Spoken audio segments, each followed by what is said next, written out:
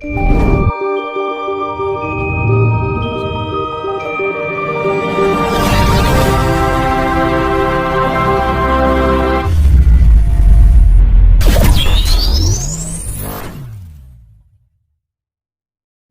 Australia kali Indonesia sering batal perang kolowinan ini Pak. Nah iya, mangka. Niku misale Pak nggih. Misale kejadian perang. Niku pripun Pak? Kinten-kinten. Kuwi anu kok Dik, wis to. Sampai piye kuwi kalah mbek Gede. Ratu Kidul. Oh nggih. Heeh. Kebijakane manusa gitu. Mane Ratu Kidul kuwi terkait mbek Gusti Allah. Utusan. Iya utusan Gusti Allah. Manusa ora iso to. Gusti Allah ngakon manusa urip tindak ngene kene ya ora iso to, Dek. Ora dititipi kuwi ngono. Nggih. Kuwi ngene, kuwi wis gagal. Digagalaken nggih niku. Digagal karo Ratu Pantai Selatan. iya, Ratu Kidul kuwi digagal diganti Bencana sakniki niku. sana sing urung dilakoni iki. Nah, iki ana bencana Dek, wis to skandal wae. Pokoke sampe ya Nah nggih Pak. percaya wae. Bencana kok diawali teko sirahe kok kulon pripun Pak? Jawa Barat maksudnya. Nah iki mari saiki ya urusan iki masalah bencana kok kono kena apa ya? Ngono to ya. Nggih. Saiki mari gede banyak politik kepengen padha dadi wong gede kabeh, dadi kepala kabeh ngono to iki. Nggih. Ya mangkane kuwi. Nah iki nek wong Jawa hitungan ngene iki nek cara saiki Dik ya. Nggih. Ya ora kanggo ora dindel wong ngene iki, kaya aku ngene. Padahal ana hitungane, ana pitunge, ana buktine ngono to. Nggih. Tapi ya ora dindel wong saiki. Nggih. Kata sing nyepelekaken, Pak. Ngono. Di politik saiki, mari politik saiki ya sing dipureh iki kepalane.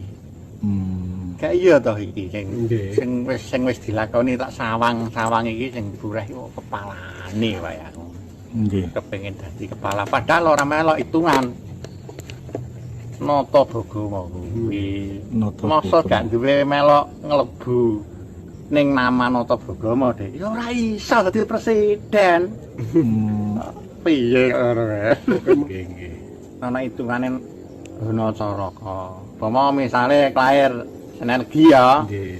Senin 4 Legi 5. Asa. Nggih. Ana caraka data sawa. Kuwi ngarepan apa ya to? Foto ngono kan. Nanti kula wis mboten saged dados presiden. Ai mangkane ora iso, karwan ora iso. Nggih, berarti ganti jeneng. Pemimpin ku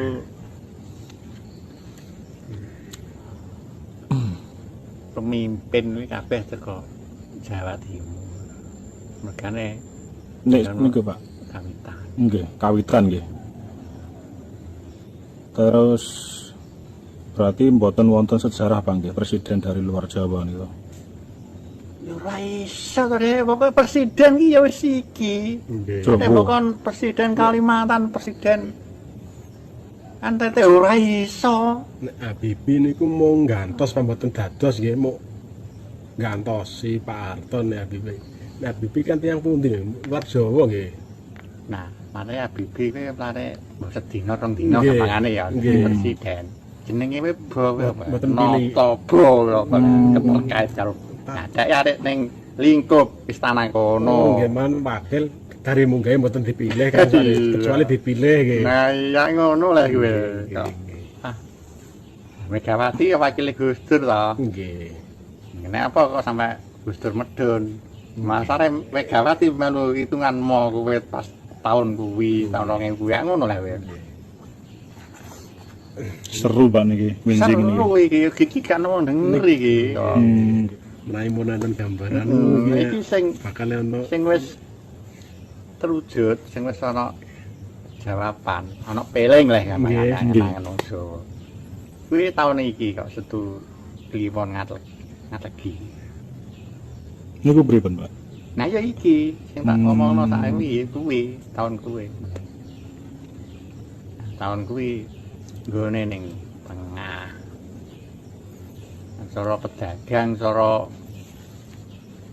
wong tandur-tandur wong apa ya cukup cuma cukup dipangan, ora kena cokokno donya. Tahun terus liwat. Setahun ke depan iki nggih. Iya sih iki sing mbok lakoni kenane iki wong pontang pantingan ngene enggak ya iki. Nggih, nggih.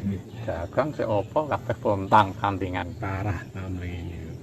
Ya mau lho piye Jawa nek diitung tenan. Bukti. Ora kok malah dilangi ngono. Kasunyatan Bang ning Jawa niku. Ya. Bahkan agama kuwi ugeman, ya kudu diugemi. Tapi ya ora oleh dienggo bisnis. Bahkan ilmu agama wae ya, Dik. Nggih. Lho wong negara Arab ki ora ngegemno kok ora ngebano kok. Apa meneh kok wong Jawa. Wong kene ya. Nggih. Wong Tuban. Apa yang ngegemno ilmu agama? Maksudnya ngegimno pripun Pak? Ngebarno, ngenteno, Oh. judulno, Ngatamno ngoten nggih. ngatamno. Apa yang ngatamno? Wong Nggih. Arab dhewe lu gak ngatamno ilmu agama.